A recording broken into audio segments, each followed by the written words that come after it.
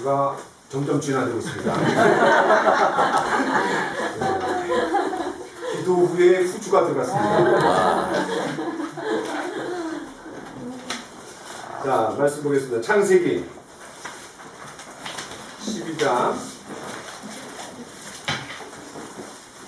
창세기 12장 1절부터 4절까지 말씀입니다.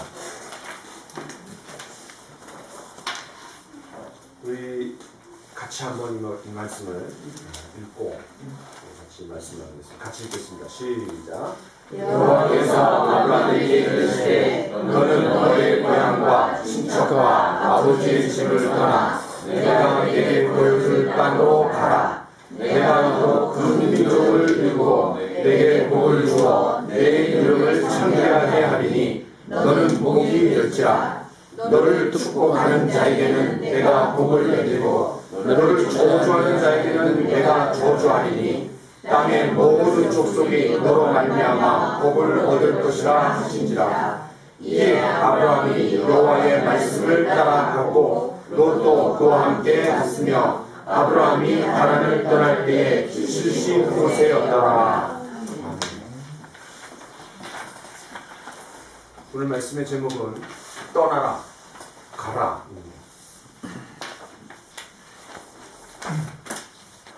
오늘은 교회가 이전하는 날입니다. 올해만도 교회를 세 번째로 옮기게 되었습니다. 2월 21일 저희 집은 월세방에서 전세방으로 옮겼습니다. 동시에 교회도 옮겨졌습니다. 지난 3월 24일 더 이상 집에서 예배를 드리기에 좁아서 이곳 캐릭터 그린빌 오피스텔로 이사 왔습니다. 8개월이 지나 오늘 세 번째로 이사합니다. 저는 교회 이사를 앞두고 기도하면서 하나님께서 이 말씀으로 인도해 주셨습니다. 안전지대를 떠나라.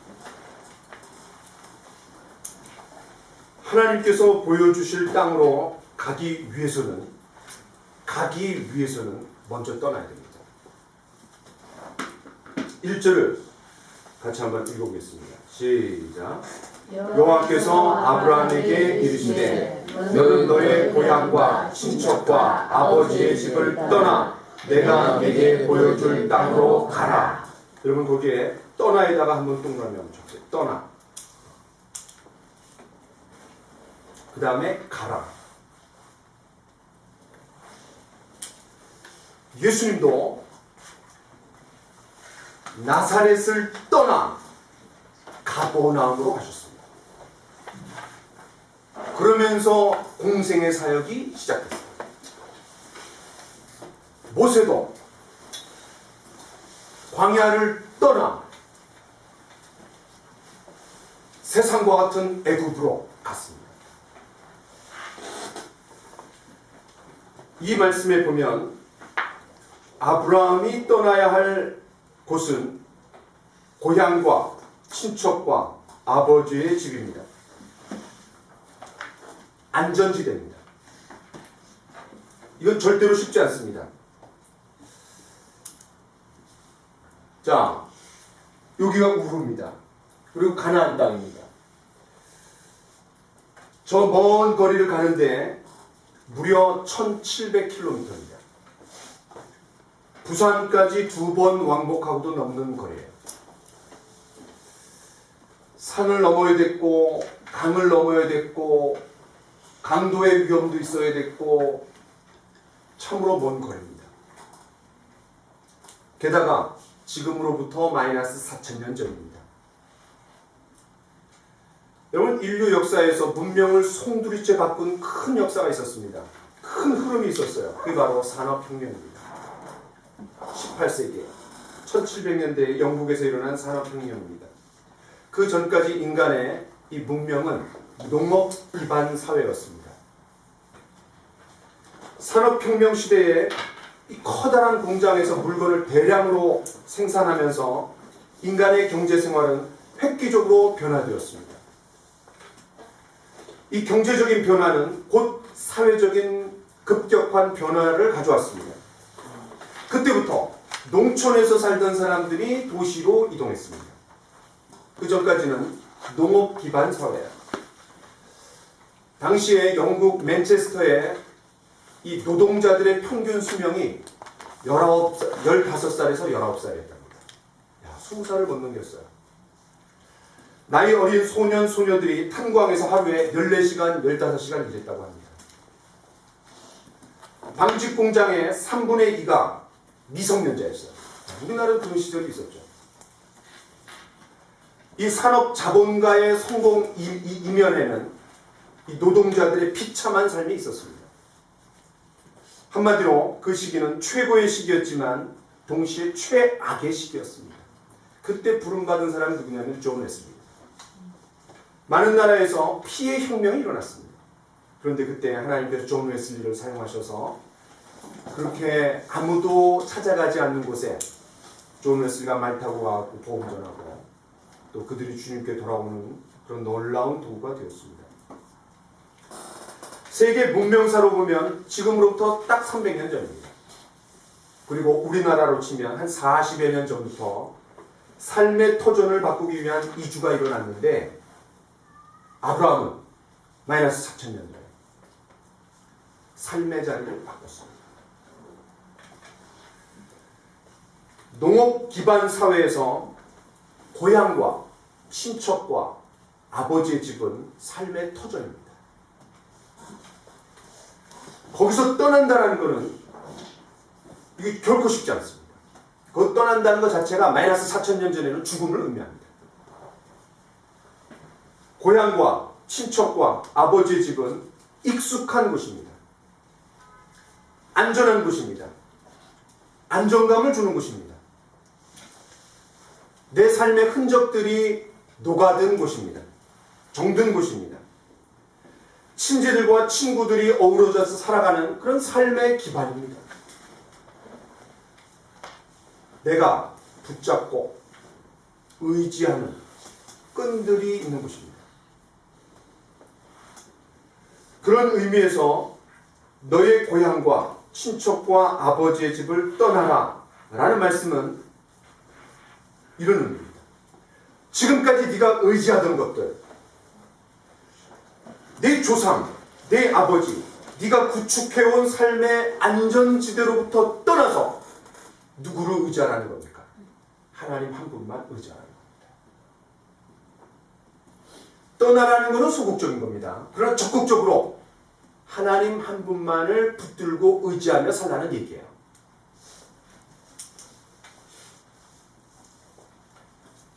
그렇게 할 때 누가 책임지시고 보호해 주십니까? 하나님이 그렇게 해주시겠다. 하나님께서 아브라함을 책임지시고 보호해 주시겠다는 거예요.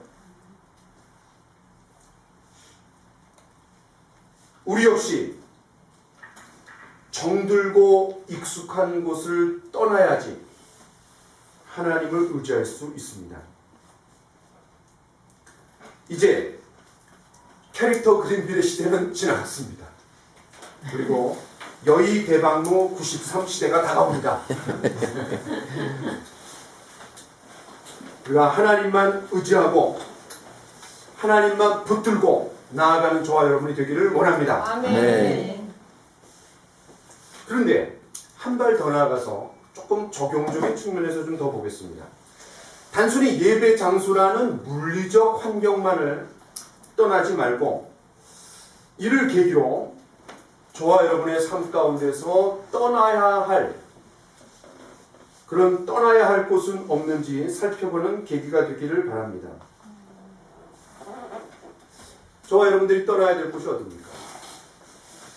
하나님 한 분만을 붙들고 의지하는 데 있어서 방해가 되는 그런 방해가 되는 것들이 있을 겁니다. 저와 여러분의 우루가 있을 거예요. 우리가 얼마나 많은 것들을 붙들고 살아갑니까? 돈도 붙들어야 됩니다. 사람도 붙들어야 돼요. 인간관계도 잘 형성해야 됩니다.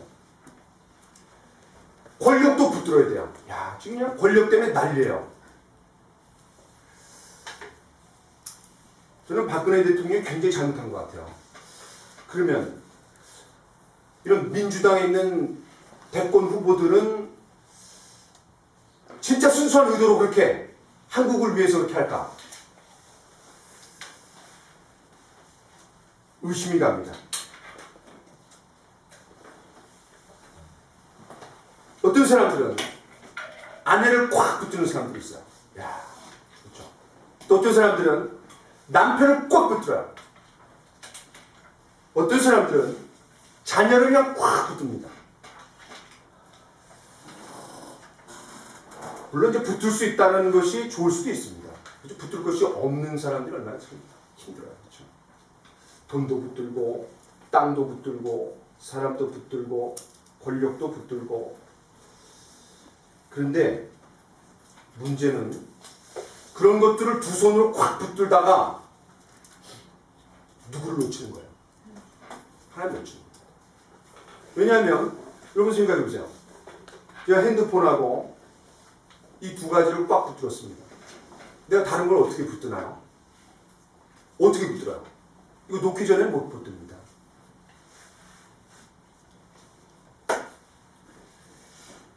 아브라함의 삶의 궤적을 따라가 보면 이런 일들이 있었습니다. 자, 같이 말씀 한번 보겠습니다. 같이 한번 읽을까요? 시작. 하갈이 아브라함에게 이스마엘을 낳았을 때에 아브라함이 86세였더라. 창세기 16장 16절입니다. 여러분 그 다음 구절이 뭔지 아세요? 장이 바뀝니다. 같이 읽겠습니다. 시작. 아브라함이 99세 때에 여호와 하나님께서 아브라함에게 나타나서 그에게 이르시되 나는 전능한 하나님이라 너는 내 앞에서 완전하라. 성경에서 나이로 장이 끝나고 나이로 장이 시작되는 유일한 곳입니다. 몇 년간의 간격이 있습니까? 13년간의 간격이 있습니다. 그 13년간을 한번 생각해 봅시다. 그 13년간은 어떤 시기였습니까? 아브라함의 입장에서 한번 생각해 보세요. 행복 만땅의 시기였습니다. 구름을 타고 다니는 시기였습니다. 왜 그렇습니까? 예. 75세 하나님 부으셨는데 분명히 큰 민족을 이루어주겠다고 했는데 아내의 배를 유심히 살펴봤는데 아무런 변화가 없었어요. 무려 10년 동안 변화가 없었습니다. 11년째 아들이 생겼어요. 그 아들의 이름이 이스마엘입니다. 금이야 오기야 하면서 이스마엘 이스마엘 하며 살았을 겁니다. 문제는 뭡니까? 그 기간 동안에 하나님을 잊어버리고 살았습니다. 다시 말하면 하나님이 한 번도 아브라함을 13년 동안 찾아오지 않았습니다. 하나님이 주신 축복입니다. 이스마엘은. 왜냐하면 하나님이 태를 열어주시지 않으면 어떻게 생명을 얻을 수 있어요? 분명히 하나님의 축복입니다. 그런데 그 축복에 깔려갖고 헤어나오지 못했습니다. 그때 하나님께서 나타나셔서 99세 때에 아브라함에게 나타나신 겁니다. 그리고 이렇게 말씀하셨습니다. 나는 전능한 하나님이라. 너는 내 앞에서 완전하라. 무슨 말입니까? 무슨 말이에요? 이 말이.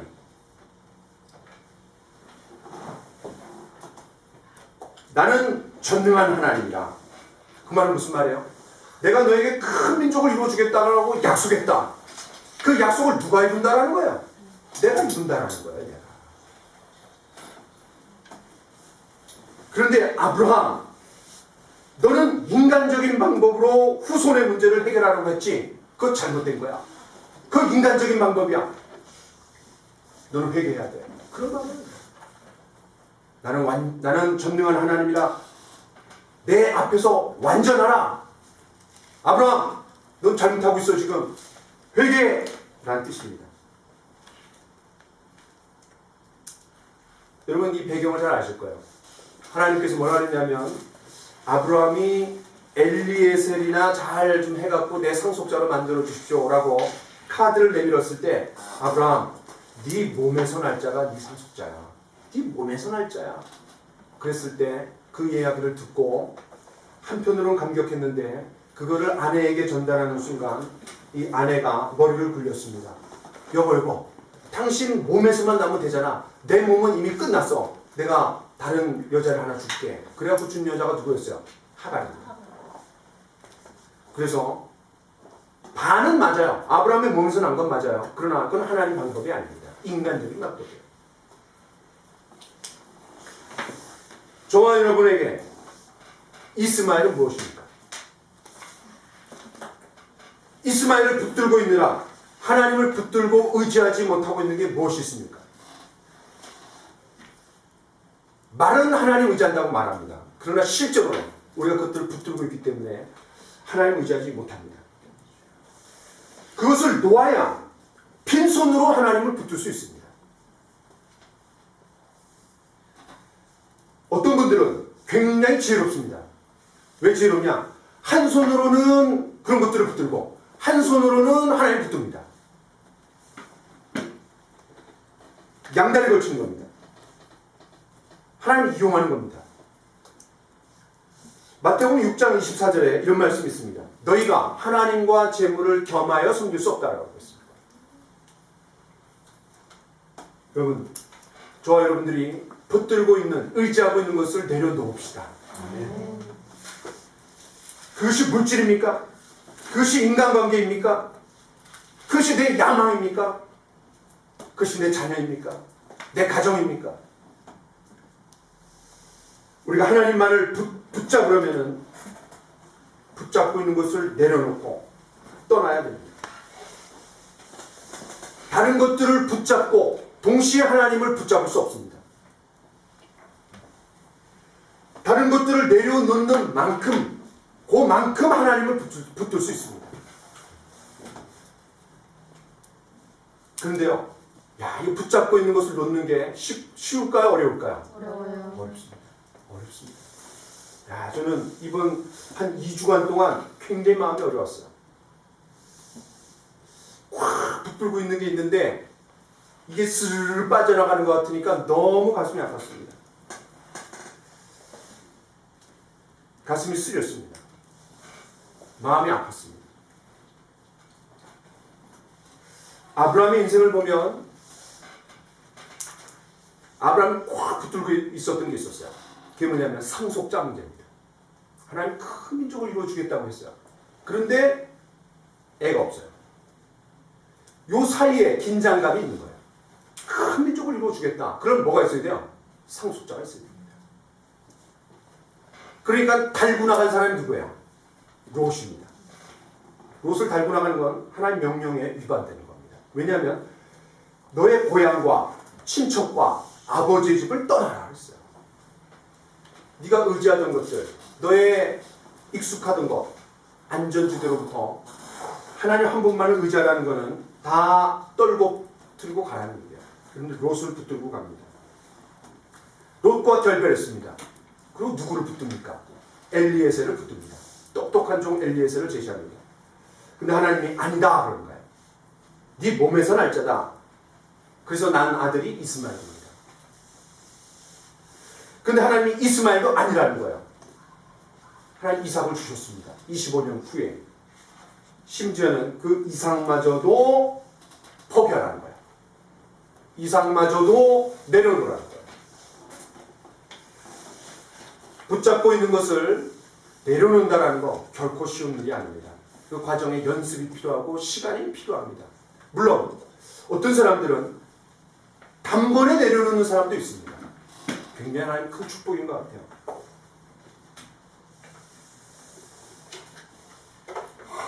우리가 붙들고 있는 것들을, 두 손으로 붙들고 있는 것들을 내려놓고 십자가 튼튼히 붙잡고 날마다 이기며 나가세. 십자가만을 붙드는 저와 여러분이 되기를 원합니다. 아멘. 이런 고백이 나와 여러분에게 늘 있기를 축원합니다. 아멘. 십자가를 붙들고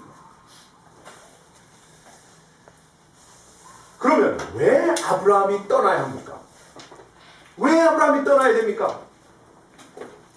왜 정들고 익숙하고 편안하고 나의 삶의 기반이 되는 것들을 다 포기하고 과거를 버리고 포기하고 왜 떠나야 됩니까?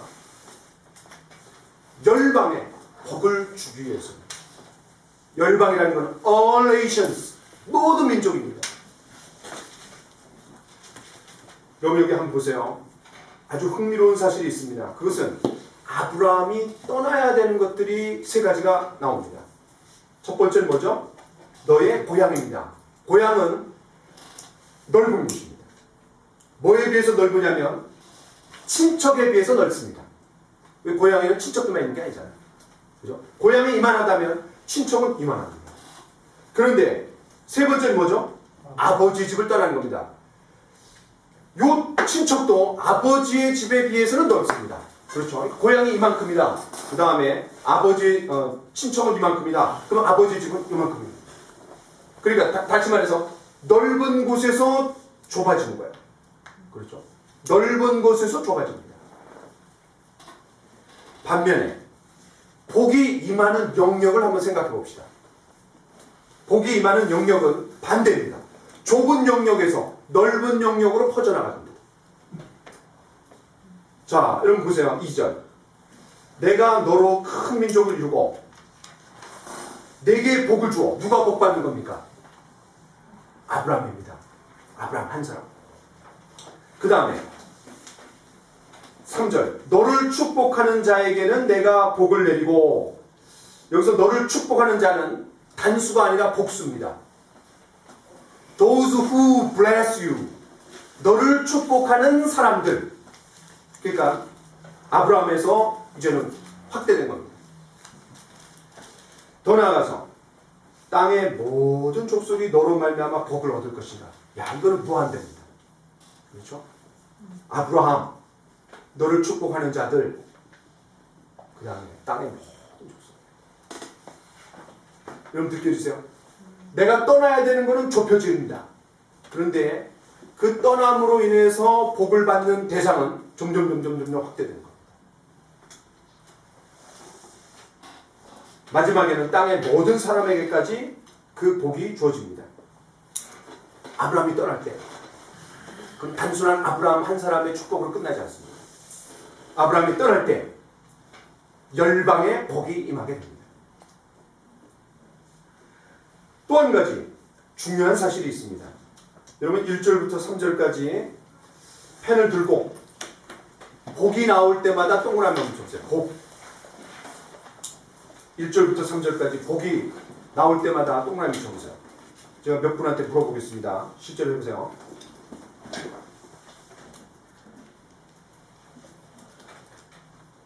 자, 김원아 형제 몇 번 나오죠? 4번. 네, 그럴 줄 알았습니다. 네. 5번 나옵니다. 5번. 네 번이라고 얘기하기 참 쉬워요. 저도 처음에 4번인 줄 알았어요. 그런데 너를 축복하는 자에게는 내가 복을 내리고 또 땅의 모든 족속이 너로 말미암아 복을 얻을 것이라. 3절만 3번이 나와요. 5번 나옵니다. 그럼 5번이 중요한 겁니다. 놀라운 건요. 인간이 타락하고 저주가 몇 번 나오는지 아세요? 여기까지 5번 나옵니다. 여기까지 5번 나옵니다. 자, 한번 보겠습니다. 창세기 3장 14절. 김원영 형제 한번 읽어주세요. 김원영 형제 읽어주세요. 시작. 3장 14절. 너무 충격받았구나. 말을 못하네요. 여호와 하나님이 뱀에게 이르시되 내가 이렇게 하였으니 내가 모든 육축과 그의 모든 짐승보다 더욱 저주를 받아 배로 다니고 조gin트로 흙을 먹을지니라. 네, 거기다 동그라미 치고 1번 이렇게 써보세요. 그 다음에 17절. 장병경 장군 읽으세요. 아담에게 이르시되 내가 내 아내의 말을 듣고 내가 내게 먹지 말라 한 나무의 열매를 먹었은즉 땅은 너로 말미암아 저주를 받고 너는 내 평생에 수고하여야 그 소산을 먹으리라. 네, 거기다 저주에다가 동그라미 치고 2번 이렇게 한번 표시해보세요. 그 다음에 4장 11절. 우리 아까 보니까 우리 강환이 형제 목소리가 너무 좋더라고요. 좀 읽어주세요. 4장 11절. 땅이 그 입을 벌려 내 손에서부터 내 아우의 피를 받았은즉 내가 땅에서 저주를 받으리니. 야, 중저음으로 탁 가니까 너무 좋죠. 네, 저주 세 번, 3번입니다. 그 다음에 5장 29절. 5장 29절. 정명수 권사님 한번 읽어주세요. 이름을 놓아라 하여 이르되 여호와께서 땅을 저주하심으로 수고롭게 일하는 우리를 이 아들이 아내하리라 하였더라. 야, 확실히 회복되신 거 맞네요. 말이 끝나기가 무섭게 나와 그냥. 네, 저주 동그라미 쳐보세요. 네 번째입니다. 그 다음에 9장 25절입니다. 다 같이 읽겠습니다. 9장 25절 시작. 이에 이르되 가나안은 저주를 받아 그의 형제의 종들의 종이 되기를 원하노라 하고 그 저주에다가 여러분 이게 우연의 일치입니까? 천만의 말씀입니다. 왜냐하면 성경에서 아브라함을 부르는 사건이 너무너무 중요합니다. 그 짧은 세 구절 안에 복이 5번 나오는 거예요. 상당히 의도적입니다. 성경은. 그 말은 무슨 말입니까? 저주의 시대를 뭘로 바꾸겠다는 겁니까? 복의 시대로 바꾸겠다는 거예요. 저주를 복으로 바꾸시겠다는 거예요. 그 인물로 누구를 부르냐면 아브라함을 부르는 겁니다.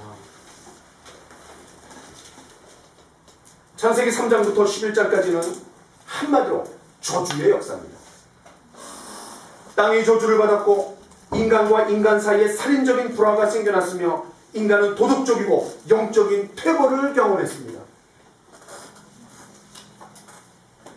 게다가 창세기 11장에서는 더 이상 소망이라고는 찾아볼 수 없는 아주 최악의 상태에 빠졌습니다. 그게 뭐냐면 바벨탑이에요. 하나님처럼 높아지죠.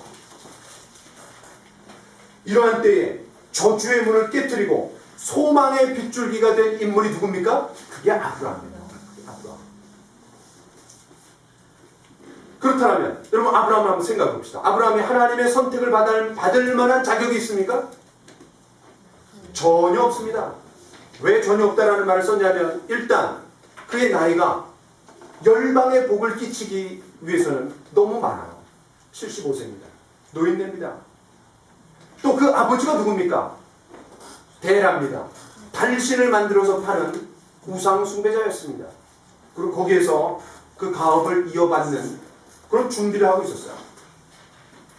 우상 숭배자였습니다. 동시에. 게다가 아브라함에게는 큰 민족이 이루어지려면 아들이 있어야 되는데 아들이 없어요. 애가 없습니다. 더 심각한 게 있습니다. 그는 바벨탑 출신입니다. 하나님 입장에서 바벨탑은 씨를 말려야 되는 인간들입니다. 근데 하나님이 더 이상 홍수로 심판하지 않겠다고 했기 때문에 그렇게 할 수가 없어요. 여러분 바벨탑이 무엇입니까? 첫인간 아담과 하와가 자신의 자율성을 담보하고자 하나님이 되어서 자기 인생을 마음대로 살아가려고 했던 그 사건이 바로 선악과를 먹은 사건입니다. 단순한 사건이 아니에요. 내가 하나님 되겠다. 내 주먹 믿고 내 머리 믿고 내 가슴 믿고 내가 내 인생의 주인은 나다 라는 그 고백이 선악과를 먹은 거예요. 한마디로 이 바벨탑 사건은 그 자율성에 대한 시도가 문화적으로 꽃피운 가시적으로 물리적으로 꽃피운 사건입니다. 그 바벨탑 사건은 하나님을 떠나서 자신만의 왕국을 세우고 싶어하는 그런 인간의 고질적인 욕망을 상징하는 기념물이었습니다. 한마디로 교만하고 부패한 이기심과 종교심의 극치였습니다. 그래서 이 선악을 알게 하는 나무나 바벨탑이나 똑같은 거예요. 저와 여러분에게도 바벨탑이 있습니다. 나만의 자율성, 내 울타리에 두려고 하는 것, 나만의 바벨탑이 있습니다.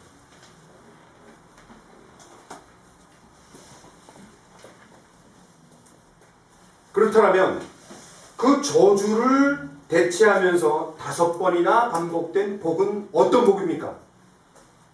그 복이 도대체 도대체 뭡니까? 이 복을 우리가 살펴보기 위해서는 당연히 1장부터 11장 사이에 그 문맥에서 찾아야 됩니다. 여러분 성경에 복이 제일 먼저 나올 때가 언제게요? 복이 제일 먼저 나올 때. 시편이요? 아니죠. 여기 지금 이 창세기도 나왔는데 제일 먼저 복이 나올 때가 언제게요? 자, 여러분 한번 보겠습니다. 창세기 1장 22절입니다. 예, 시작. 하나님이 그들에게 복을 주시며 이르시되 생육하고 번성하여 여러 바다들에 충만하라. 새들도 땅에서 번성하라. 이게 놀라운 건요, 아직 인간이 창조되지 않았습니다. 아직 인간이 창조되지 않았어요. 하나님 복 주시는 건요, 인간에게만 복 주시는 게 아닙니다. 지금 이 복은 조류들, 공중의 조류, 새들, 그 다음에 바닷속에 있는 어류들에게 준 거예요. 복이 뭡니까? 번성하는 겁니다. 번성합니다. 그러니까요, 이 복은요, 생물학적이고 가시적이고 물질적인 복입니다.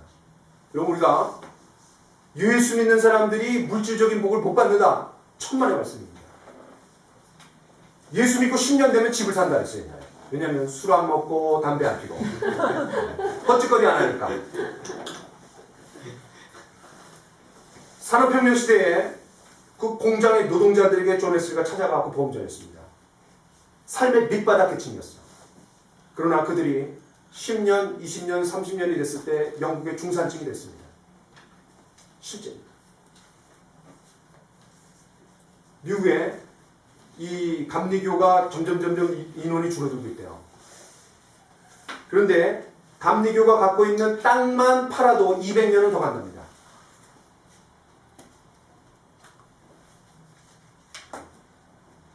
여러분, 하나님 물질적인 복 주십니다. 아멘. 주실 수 있습니다. 저 여러분 모두에게 하나님의 넘치는 가시적이고 물질적인 복이 있기를 원합니다. 아멘. 다음에 복이란 말이 쓰인 곳이 저 유명한 창세기 1장 28절이에요. 우리 인간에게 생육하고 번성하라, 땅에 충만하라, 땅을 정복하라, 땅을 다스리라 했어요. 같은 맥락입니다. 어쨌든 퍼져나가라는 거예요. 그 다음 창세기 2장 1절부터 3절에 보면 일곱째 날을 구별하시고 하나님 복 주셨습니다. 그리고 안식하셨습니다. 이 복은 좀 다릅니다. 이 복은 어떤 복이냐? 하나님과 하나님 형상대로 지음받은 인간이 함께 교제하는 복입니다. 첫 번째 복은 물질적이고 가시적인 복입니다. 그러나 거기서 그치지 않습니다. 우리를 창조해 주신 그 하나님을 알고 그 하나님과 함께 밀접하고 친밀하고 깊은 교제를 나누는 겁니다. 저와 여러분 가운데 이런 하나님과 깊은 교제가 있는 축복이 있기를 원합니다. 세 번째로 복이라는 말이 사용된 것이 창세기 9장 1절입니다. 찾아보진 않겠습니다. 홍수 심판 이후에 노아의 아들들에게 생육하고 번성하고 퍼져나가라 그랬어요. 그러니까 이 복은 세 번째로 퍼져나가는 게 복입니다. 내 안에서 멈추는 게 아니라 퍼져나가는 거. 그 실제로 10장에는 70개 나라로 퍼져나가는 과정을 묘사합니다. 그 바벨탑 사건이 등장하는 11장은 그 퍼져나가는 복이 도중에 멈춘 겁니다. 왜냐하면 우리 흩어지지 말자 이렇게 얘기했어요. 하나님 명령에 정면으로 반박하는 겁니다. 하나님 생육하고 번성하고 땅에 충만하라. 근데 흩어지지 말자. 하나님 뜻에 위반, 불순종입니다. 여러분 이런 맥락에서 보면은 복은 모여서 지키고 자신들만 누리라는 옹색한 삶이 아니라 이것은 이 복은 계속해서 주변으로 베풀고 나누고 섬기는 풍성한 삶입니다.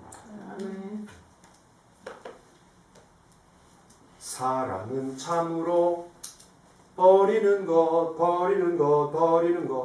움켜잡으면 없어지고 쓰고 빌려주면 풍성해져 땅 위에 가득 차네. 오, 기억 안 나세요? 율동을 한번 해야 되는데 기회 되면 제가 하겠습니다. 네.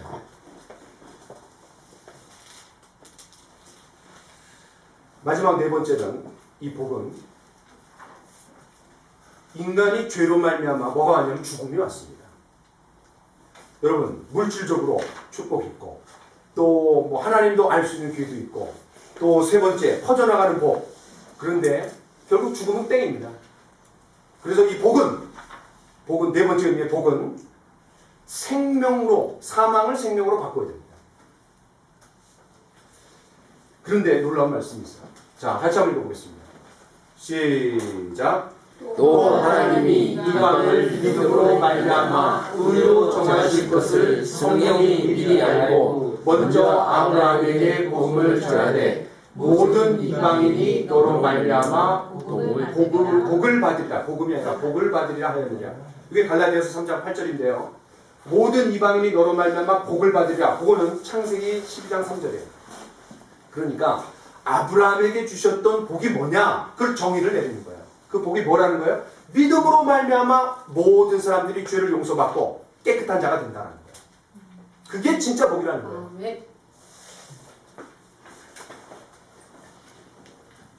얼마나 놀랍습니까?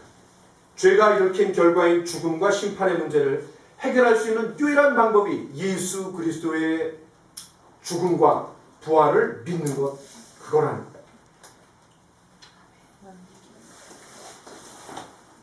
여러분, 우리가 아무리 재물이 있고 건강이 있고 명성이 있어도 죽음은 끝입니다. 여러분, 이 짧은 인생을 대표하고 비유할 때 하루살이를 얘기합니다. 하루 날개짓하다 끝나는 거예요. 그런데 그거는 우리가 백수 인생에서 볼 때 하루살이를 얘기할 수 있는 거예요. 그런데 영혼의 관점에서 한번 생각해 보세요. 영혼의 관점에서 우리가 살아가는 백수는 하루살이랑 뭐가 달라요? 똑같습니다.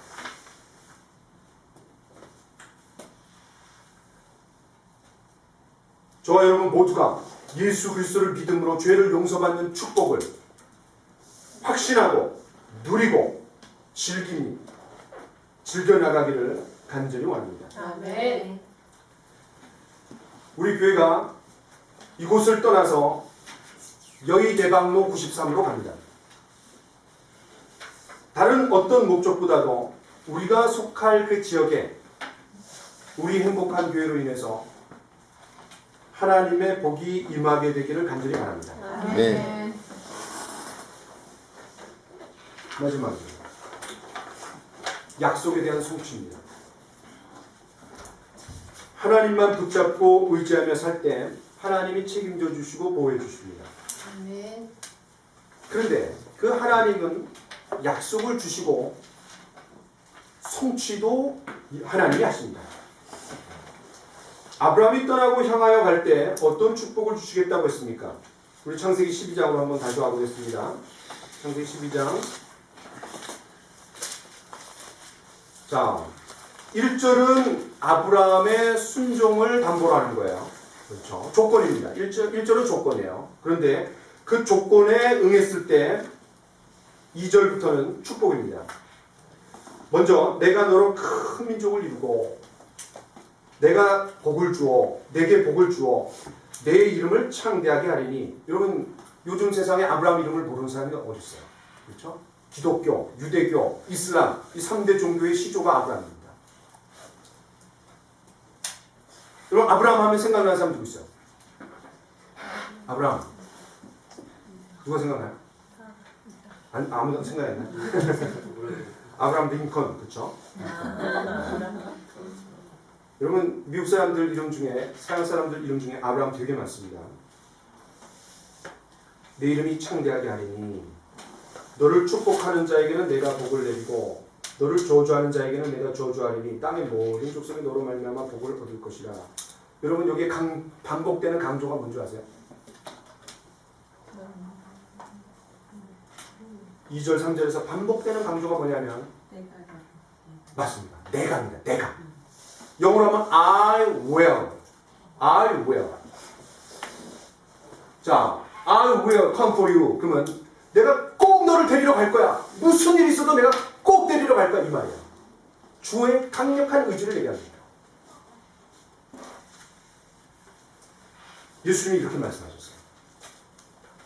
If you follow me, 네가 나를 따라오면 I will make you fishers of men. 내가 사람 낳는 어부가 되게 만들 거야. 그렇게 됐습니다. 왜? 주님이 그렇게 만드시니까. 아멘.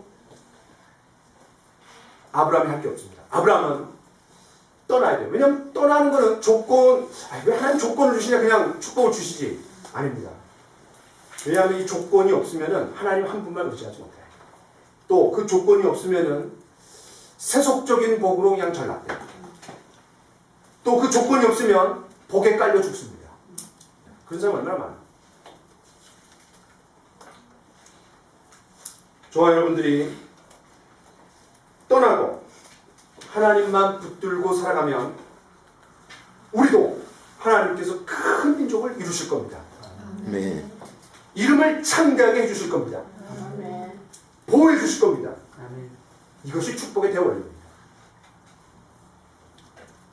아브라함은 어떻게 했습니까? 4절에 이에 아브라함이 여호와의 말씀을 따라갔고, 하나님 약속을 따라. 물론 그 따라가는 과정에 롯을 달고 간 거는 문제입니다. 그래서 이 롯을 달고 간 게 어떻게 다뤄지느냐, 그거는 이제 앞으로 창세기 12장 이후에 나오는 이야기인데 그건 우리가 넘어가고요. 중요한 거는 하나님의 말씀을 따라갔다.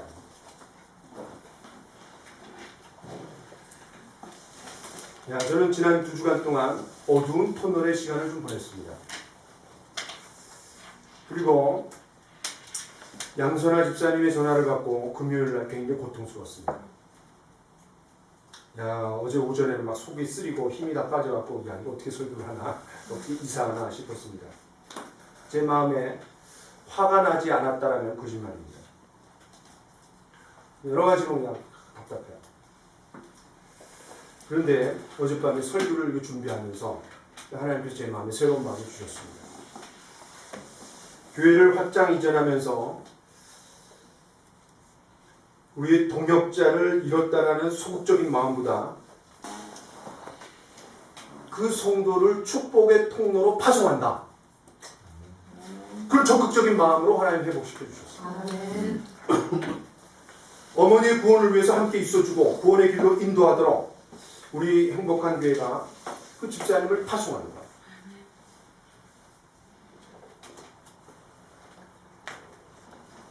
또 다른 복의 그런 통로가 되어서 많은 사람들에게, 작게는 어머니겠지만 또 다른 사람들에게 복을 전하는 그런 통로로 우리가 기도하고 또 밀어주고 후원해주고 그렇게 되는 게 우리가 해야 될 바가 아닌가 생각이 듭니다.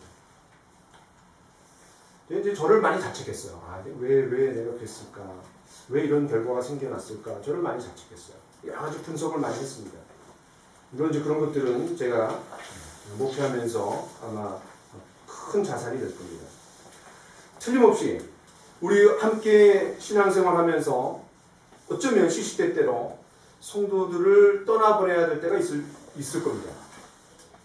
그럴 때마다 제가 어떤 마음을 가져야 할지 큰 교훈이 되었습니다.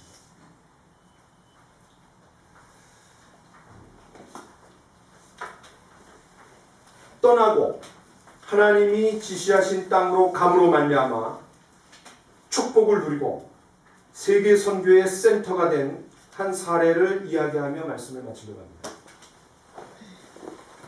1620년 12월 26일 플리머스 해변에 메이플라워호가 도착했습니다. 102명 중 남자가 78명이었고 여자가 24명이었습니다. 모래를 날리며 찬송하고 바위를 끌어안고 시편 100편의 감사의 기도를 눈물로 올렸습니다. 그들은 평탄한 중에 감사기도와 찬양을 드린 것이 아니었습니다. 180톤이나 되는 그 작은 배였지만 그 배를 주신 하나님께 먼저 그들은 감사했습니다. 평균 시속 2마일이었습니다. 2마일이면 한 3.4km 정도 가는 거예요. 3.2km, 3.3km. 그러면 사람이 걷는 속도보다 느립니다. 117일 동안 계속해서 전진할 수 있었던 것에 감사했습니다. 항해 중 여러 사람들이 죽었습니다. 그러나 다 죽지 않았던 것을 감사했습니다. 폭풍을 만나 큰 돛대가 부러졌습니다. 그러나 배가 파손되지 않은 것을 감사했습니다. 산더미 같은 파도에 휩쓸려 바닷속에 빠졌던 여자들이 모두 구출되었음을 감사드렸습니다. 사실 이 아메리카에 도착한 것은 한 달 전이었지만 인디언의 방해로 상륙할 수가 없었습니다. 무엇보다도 그들의 최고의 감사는 그 고통스러운 3개월에 걸친 항해 중에 단 한 명도 돌아가자는 얘기를 한 적이 없었답니다. 전원이 죽더라도 전진하자고 주장한 그 믿음과 용기를 주신 하나님께 감사했습니다. 도착하기까지 이미 많은 희생자가 있었고 험난한 앞날이 예고되어 있음을 알면서도 험난한 고난을 견딜 수 있는 믿음과 용기조차 하나님이 주셨음을 인하여 감사했습니다. 그렇게 해서 시작된 게 미국입니다. 근데 단순한 미국이 시작된 게 아니라 새로운 기독교가 시작됐습니다. 오늘날 미국은 전 세계 가장 많은 선교사들을 보낸 선교 대국입니다. 미국이 변화되지 않았더라면, 세계 선교의 센터가 되지 않았더라면 한국은 없는 겁니다. 여러분, 한국에 아펜젤러와 언더우드가 오지 않았더라면, 로제 타울이 오지 않았더라면, 스트랜턴 부인이 오지 않았더라면, 베어드 박사가 오지 않았더라면, 그들이 잘 먹고 잘 살 수 있는 미국 땅을 떠나서 한국에 오지 않았더라면 한국은 없습니다. 한강의 기적 없습니다. 뭘로 한강의 기적을 합니까? 영국 메리 여왕의 청교도 박해를 견디다 못해 신앙의 자유를 찾아 신대륙으로 떠난 그들을 통해 한국과 세계 선교의 놀라운 축복이 임한 겁니다. 미국이 문제가 많습니다. 저도 압니다. 폭력의 나라고 마약의 나라고 섹스의 나라고. 그런데 제가 미국 가서 살아보니까요, 미국의 경건한 그리스도인들이 얼마나 많은지 모릅니다. 성자입니다. 성자. 그냥 한마디로 너무나 신앙과 삶이 일치된 사람들이 너무 많습니다. 저는 한국에서 그런 사람 한 사람도 못 봤어요. 야, 그렇게 진짜 신앙과 삶이 그대로 일치돼요. 그런데 미국의 평신도들을 제가 보면서 너무 놀랐습니다. 이게 미국의 전례입니다.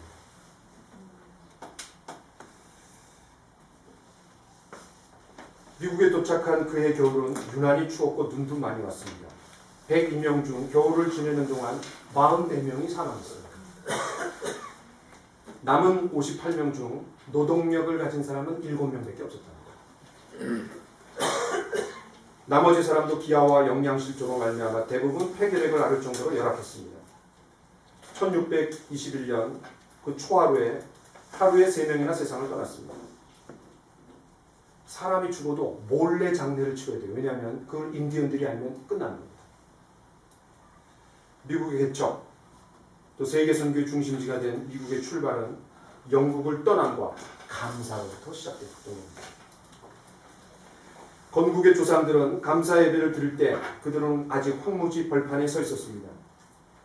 풍부한 상황이 아닌 황무지에 씨를 심을 수 있었음에 감사했고, 겨울에 심한 추위와 싸우면서 오막살이집을 주신 하나님께 감사했고, 괴롭히는 인디언도 많았지만 그러나 그들에게 농사법을 알려주는 더 선한 인디언들이 많았습니다.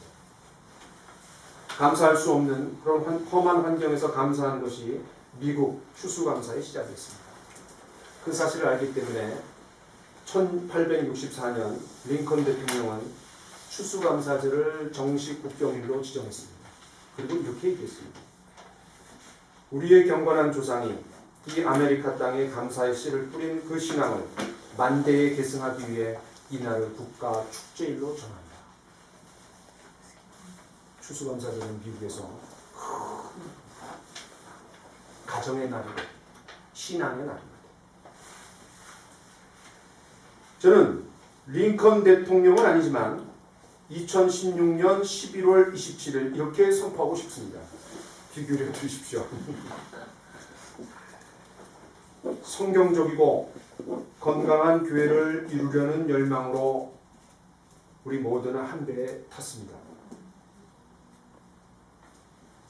우리 모두는 주님께서 보여주시는 땅으로 갑니다. 열방에 복이 되기 위해서 떠납니다. 아멘. 죄 말고는 아무것도 두려워하지 않고 하나님 외에는 아무것도 바라지 않는 여러분, 함께 지옥의 문을 흔들고 이 땅에 하나님의 나라를 세워 나갑시다. 아멘. 먼 훗날 오늘 우리 모두의 이름이 우리의 다음 세대의 가슴 속에 깊이 아로새겨질 것입니다. 아멘.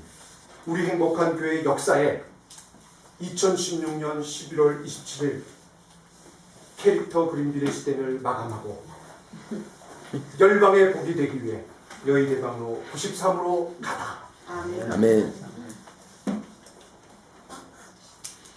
경건한 조상들로 우리의 후세들에게 깊이 깊이 아로새겨질 겁니다. 아멘. 기도합시다.